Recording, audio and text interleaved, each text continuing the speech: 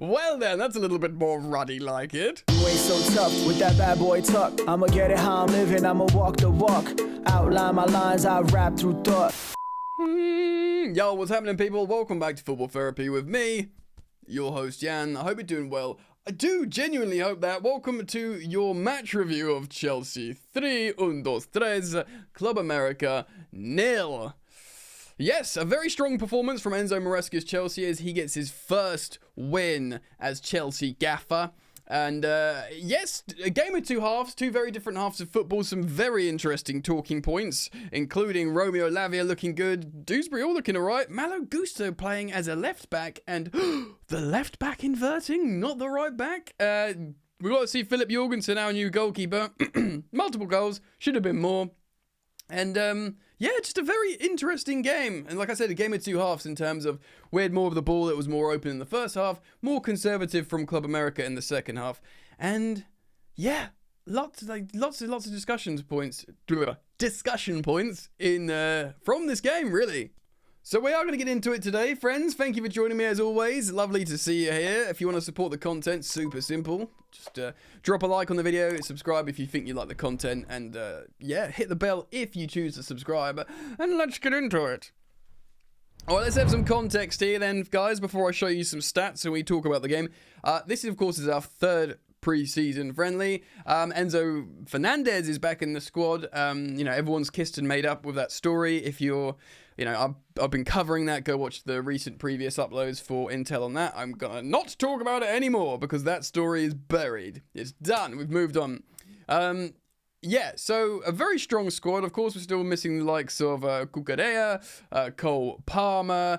We're yet to see Moises Caicedo, which is interesting because he arrived before Fernandez, and yet we've seen Fernandez. And of course Gallagher, but we may never see Gallagher again, of course.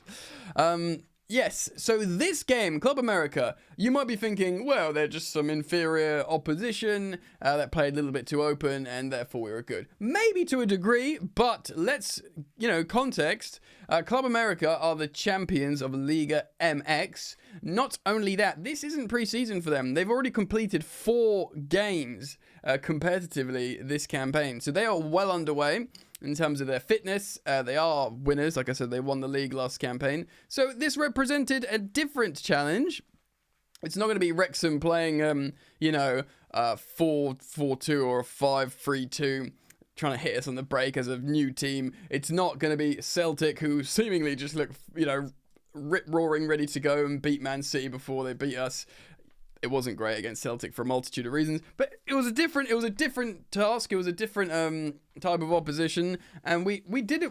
You know, we performed well. So I'm going to show you the SofaScore metrics here, just for some context. We'll talk about player performances, ramifications, and all that jazz. So here we go. As you can see here on the left-hand side, it's attacking momentum. The green being Chelsea, and the blue being Club America. Chelsea dominant throughout the game. There's a lot of attacking momentum, inverted commas, in the second half, but I think that's just represented as possession, because in the first half, Chelsea were actually like quite transitional. Which is not very Enzo Maresca. We played without the ball a little bit, hit them on the break, and there were spaces afforded to us to do so, of course, where we scored 2 goals. We'll talk about the goals in a moment. They changed the shape a little bit. I think they played a back 5 in the second half, Club America, and decided to be more resolute, afforded us more possession, which dulled us a little bit, but we had many, many chances in this game. So how did we line up? Well, it was against their 4-2-3-1, as you can see there on the right-hand side. We lined up with it's a 4-2-3-1 here, but it's not so much that. It's this. Okay, so the lineup is Sanchez, Gusto, Badiashile, Tosin, Reece James, Lavia, Dewsbury, Hall, Sterling on the left, Noni on the right, and then Nkunku and Guiu. It's actually how this plays in possession, which of course was the majority of this game. Sanchez, of course. Now, Reece James not inverting into the midfield this time and playing as a more sort of, I'd say not conventional right back, because he sort of completes a back 3. So he's wider than when he inverts. But if you look at his heat map there, he's not that much in the midfield. Whereas you look at Malo Gusto's heat map, who was inverting into the midfield. As you can see, much more central positions from Malo Gusto. But interestingly enough, of course, Malo ended up going onto the right back position after playing in the left back position, and he indeed inverted from the right back. So in the first half, the left back inverted Malo Gusto, which is really interesting because he's inverting to where, you know, Dewsbury Hall's being represented here. Which is not the space Gusto is occupied as a footballer, right? It's just not his thing. And of course, when Reece James comes off, he goes to the right side and inverts from the right side. So clearly, Maresca is seeing good midfield stuff from Malo Gusto here. And maybe he thinks Reece James, he's a really good defender in the right centre-back position. Of course, we've seen him lock down Vinicius Jr. of Real Madrid in that position. And I guess you still have the opportunity to create overloads when you're not inverting in the midfield. You can still run down the flank a little bit as that right centre-back. So, like, you know, I get it. You know, you see Kyle Walker do that for Man City and England sometimes when they play these different hybrid back three systems. So yes, Malo Gusto into the midfield, partnering with Romeo Lavia, and then there's two sort of attacking number 8. It was Kiernan Dewsbury Hall and Nkunku, and then the width is held by Sterling and Madueke, and then the striker was Mark Guiu. We saw loads of different substitutes in this game. Of course, Philip Jorgensen came on. We saw Renato Vega come on as well as one of the wide centre-backs, just for like context. Ugochukwu came on again. Mudryk came on for the winger. You know, Breuer come on for Guiu. And Sterling came on for... Sorry, Mudryk came on for Sterling. Ben Chilwell came on for Gusto. And we saw Tariq George and Angelo getting minutes as well, which is nice. Excuse me. I just want to say as well, with Ugochukwu, he's playing as one of these advanced like 8s rather than the deeper players, which I find is quite interesting. It is a super interesting role because Christopher Nkunku is playing there. He seems to play on both sides. Quite a lot of freedom actually afforded to... Let's have a look at that so you can see it. 1 second here. Let's sort this out. Yeah, so quite a lot of freedom afforded to these number 8s, number 10s behind the forwards. It's a really strange situation because Nkunku's such an elite player. Of course, he's got 3 goals and 3. We'll run through the goals, of course. And he's so good that you feel like, oh, you need him close to the goal. But actually, with that slalom dribbling run that you saw there in the game, the deeper starting positions might actually really suit Christopher Nkunku. But if you told me before we saw any of these games by Maresca that, you know, Nkunku and Ugochukwu would be starting in the same sort of roles, I'd be like, well, what? One should be in front of the back 4 and one should be in front of the goal. But yeah, very, very interesting. I guess quite innovative from Enzo Maresca. And we're seeing his idea, his philosophy come into play. All right, so we'll talk about player performances because that's very, very important. But let's talk about how the game went, of course. The first half, like I said, we had... In fact, let's look at the stats here on the left-hand side. Let's have a look at the first half stats. So like I said, more transitional from Chelsea because we actually had less possession, would you, Adam and Eva? 46% to their 54. We created 2 big chances, of course, scoring 2 goals. 11 shots to their 4, and 4 corner kicks. So we completed less passes, more transitional, more reactionary, which actually makes me feel good, makes me feel happy. It doesn't mean necessarily that we're going to... It's making me have less negative PTSD flashbacks of Sarri ball, where we'd always just keep the ball no matter what, and it would kill games off and make them very, very boring. We battered them in that first half, even if there was only 2 big chances created. Very, very good combinational play, could have had more goals as well in the final third, and that was with the less of the ball. Of course, we saw a very, very early penalty won by Romeo Lavia, getting fouled in the box. Christopher Nkunku takes the penalty in the 3rd minute off Noni Madueke, who loves arguing for penalties, and we go 1-0 up. Now in the 21st minute, lovely goal. Kiernan Dewsbury Hall, who in this first half should have had probably 2 or 3 goals. He had 3 presentable chances, not like, sitters, presentable chances, and didn't convert them, but that's okay. He put himself in that position. It's pre-season. He wants to get that Chelsea goal. It's fine. But he puts in a sort of cross, and It's finished off by Mark Guiu, who's having an excellent first half. He's been excellent in pre-season so far. It's a headed chance. We need headed goals at Chelsea. It's lovely to see, and I feel really good about it. The commentary team suggesting maybe there's a chance it was going in, and it is Guiu's goal. Very, very nice. Very, very happy to see the young Spanish guy score. He does fade a little bit in games, but he looks so impressive. He's 18, right? And he's just so all action. Like I said, making the runs, holding up the ball, combinational player. I'm so impressed how this kid uses his body, his frame. That alone makes me think like he's going to be a really top-level Premier League operator.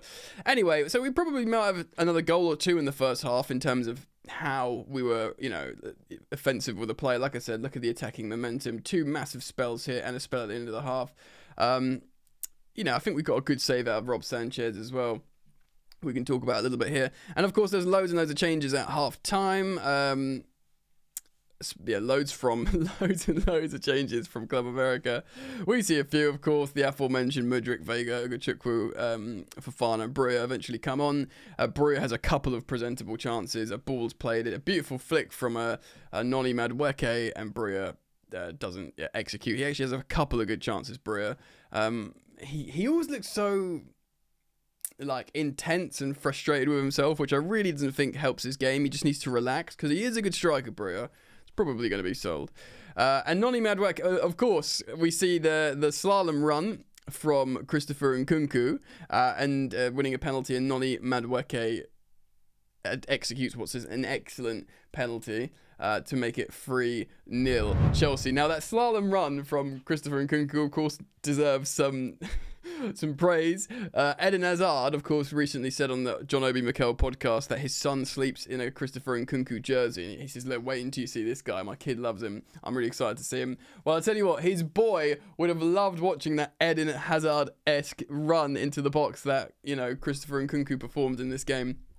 Superb. It very much gave, West Ham vibes, that amazing goal that Eden Hazard scored. Of course, it wasn't completed, it wasn't executed, the finish from Nkunku, but he's looking very, very, very good, Christopher Nkunku. And we're 3-0 up, probably could have had another goal. We had, difficult, elements of this game to face. 2 very different halves, 2 different teams, basically.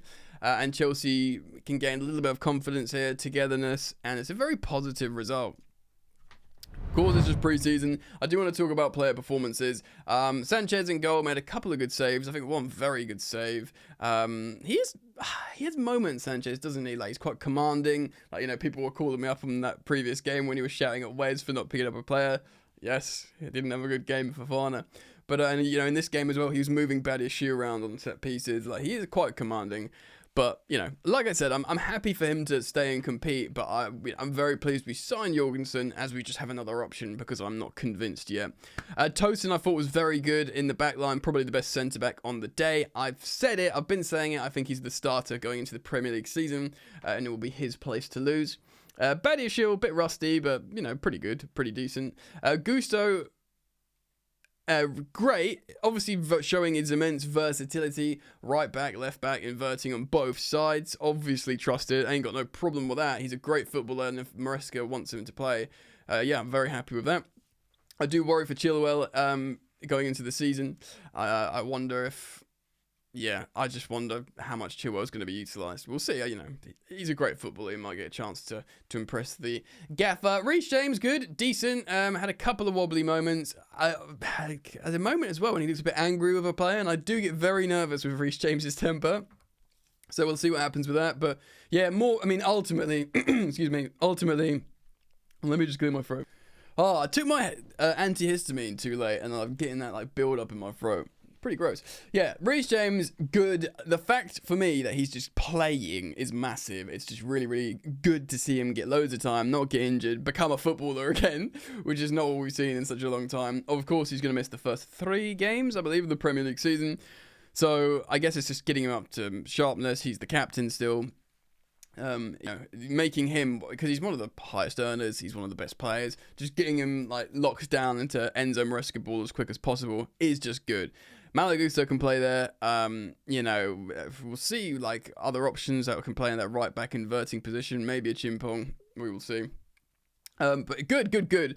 Kiernan Dewsbury-Hall, very strong first half. He clearly knows what the manager wants. Got the assist for Guiu, which is good. He put himself in a couple of goal-scoring positions. Didn't convert, but I reckon he'll get goals. He will. When he's got players as good as Chelsea teammates, they will create chances for him. He will score goals. Very, very pleased and very impressed by Romeo Lavia, who was, of course, in the midfield, often with Malo Gusto, when Dewsbury-Hall pushed up into one of those attacking 8-10 positions. Romeo Lavia, very, very impressive. Of course, he won the penalty like 2-3 minutes in. He just looks fit. He looks capable. He's tenacious. He gets stuck in. He got a yellow card. He just looks like the baller that sort of everyone was in for. Do you know what I mean? And yeah, with that, I'm very, very excited. Clearly, he's going to be seen as one of these really deeper footballers to play. You know, I think Moises Caicedo is going to play in the deeper role as well, partnering the inverting fullback. It does look like Enzo will come on and play as the more attacking players, which is interesting. I wonder if it will be tried in both positions. But Romeo Lavia was very, very impressive indeed. Similarly, Raheem Sterling, now not like the best performer on the day, but clearly represents this like outlet on the left-hand side. I feel like I said it, I've been saying it, I feel like he's going to benefit from Enzo Maresca. I feel like it's going to be the type of football that suits him more than any other Chelsea manager. I'm standing by that. I don't think he's going to like set, the world on fire, but I feel like he's going to be utilised and his skill set will be valuable to Chelsea, in this setup under Maresca. So very, very good. Raheem Sterling, very, very good indeed. Noni Madueke, very good. Of course, in last time out, he's frustrated people. But he did see a lot of the ball, which is a positive. If you get a lot of the ball, it means you're... Excuse me. Jesus, I'm literally malfunctioning so much. Apologies, guys. It's my fault for not taking early antihistamine. Oh, hay fever. Yeah, man. Because he's involved and he's part of the action, that's a positive. If he's there to make mistakes, it's frustrating, but it shows you he's involved. The worst thing is when you're just a passenger in a game, and he's not been a passenger at all, Madueke.